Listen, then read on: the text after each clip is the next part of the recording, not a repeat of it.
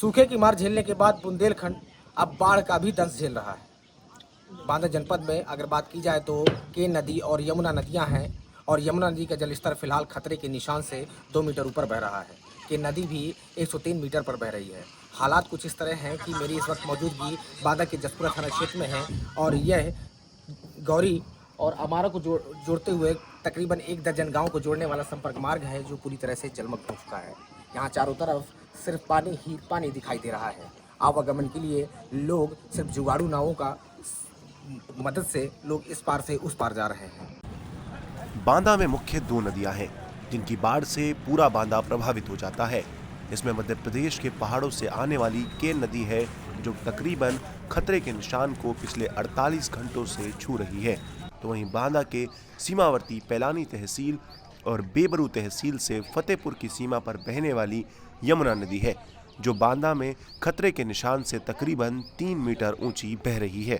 इन क्षेत्रों में आने वाले गांवों के बाढ़ प्रभावित ग्रामीण अपना घर सामान छोड़कर जानवरों के साथ सड़क के किनारे पॉलिथीन का तंबू बनाकर रहने को मजबूर हो रहे हैं और उनको राशन की भी भारी किल्लत से जूझना पड़ रहा है।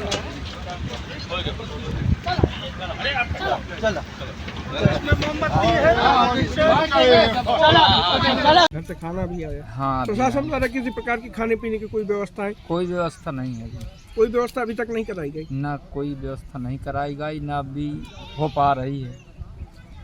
आपने अधिकारियों से संपर्क करने का प्रयास नहीं किया कि हम यहाँ गांव छोड़े पड़े हैं? तो अधिकारी आते हैं चले जाते हैं, देख कर तो क्या करते हैं बस।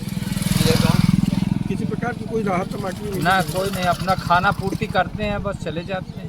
आप यहाँ पर तंबू बना के रह रहे हैं, क्यों रह रहे हैं? वहाँ पे पानी पहुँच गया है घरों के पास हमारे, तो अभी सोचे कि हम जानवर बाहर निकाल देते हैं, तो अपना यहाँ तंबू बना के अपना गुजर बसर कर रहे हैं। वहीं इस बाढ़ की विभीषिका में जिला प्रशासन के दावे खोखले दिखाई दे रहे हैं।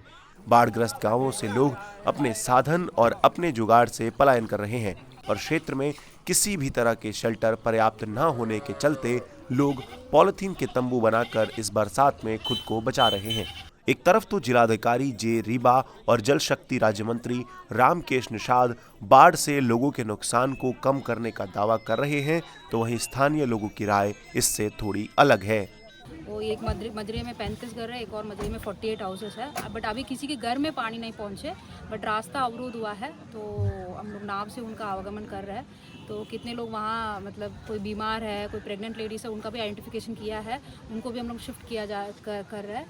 बाकी किसी के घर में पानी नहीं पहुंचे, लोग से बात किया, कोई ऐसे कोई प्रॉब्लम नहीं, उनकी छोटी छोटी जो डिमांड्स है, राशन वगैरह है, वो भी हम लोग उपलब्ध करा रहे हैं और इनका फ्लड किट जो हमें उपलब्ध कराना वो भी हम उपलब्ध करा रहे हैं। निश्चित रूप से पूरे क्षेत्र में इन समस्याओं से निपटने के लिए लगातार जिला प्रशासन इसमें तत्परता से डटा हुआ है और देख रहे हैं कि अभी भी हम स्टीमर पर हैं, नाव पर हैं और अभी शंकरपुर से आ रहे हैं।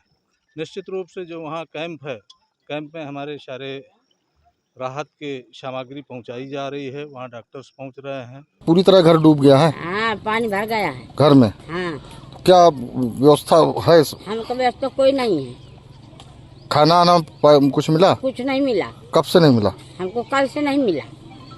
तो आप भूखी प्यासी बैठे हैं? हाँ, भूखी प्यासी पैदल, जब पानी घर में भरा कहाँ बनावन खान। दावों और वादों के बीच बांदा की जनता बाढ़ से जूझ रही है। अब देखना ये होगा कि कुदरत की ये आफत कब टलती है और लोग कब जाकर राहत की सांस ले पाते हैं।